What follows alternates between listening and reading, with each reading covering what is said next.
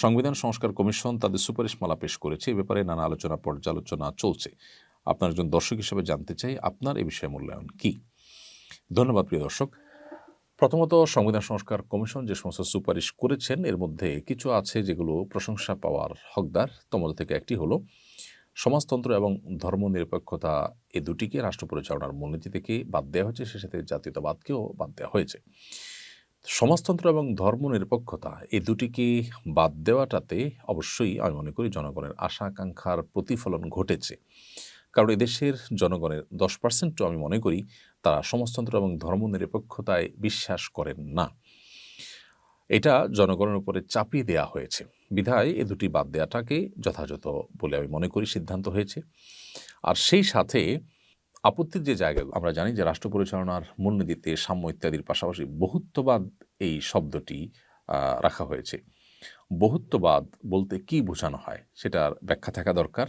এই শব্দের মায়ের প্যাচে জনগণের চিন্তা এবং প্রত্যাশার পরিপন্থী কোনো কিছুকে পুশ করাবার কোনো অপচেষ্টা আছে কিনা, কোনো দুর্বিসন্ধি আছে কিনা, সেটি আমার মনে হয় যথেষ্ট ভাববার সুযোগ আছে। কেন এরকম একটা শব্দ থাকবে যে শব্দ নিয়ে এখনও নানান মহলে নানা আলোচনা চলছে এবং জনগণের কত পার্সেন্ট এই বহুত্ববাদ বলতে কি বোঝানো হয় সেটা বোঝেন।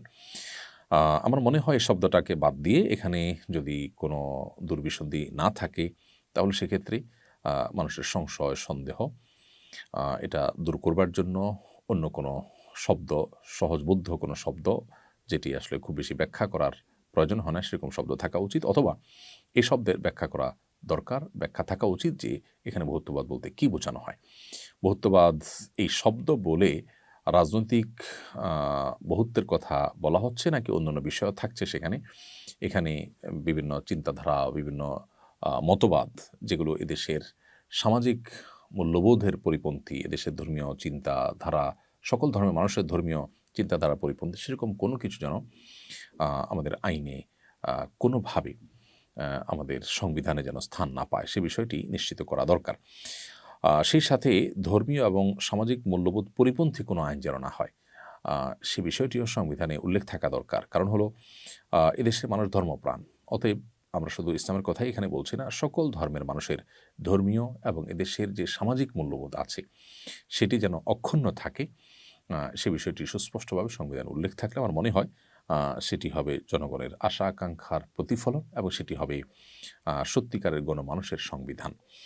সংবিধান সংস্কার করতে গিয়ে যদি জনগণের আশা আকাঙ্ক্ষাকে বৃদ্ধাঙ্গুলি দেখানো হয় বা সেটা যদি ইগনোর করা হয়, সেখানে যদি কোনো ভিন্ন চিন্তাধারাকে চাপিয়ে দেওয়ার চেষ্টা করা হয়, তাহলে আমার মনে হয় এই সংবিধান গণমানুষের সংবিধান হবে না এবং এই সংবিধানকে জনগণ মেনে নেবে না। আমার মনে হয় সে বিষয়গুলো সংশ্লিষ্ট কর্তৃপক্ষ সদয় বিবেচনা করবেন এবং তারা এগুলোকে মূল্যায়ন করবেন। আল্লাহ তাআলা তাদেরকে সেই তৌফিক দান করুন।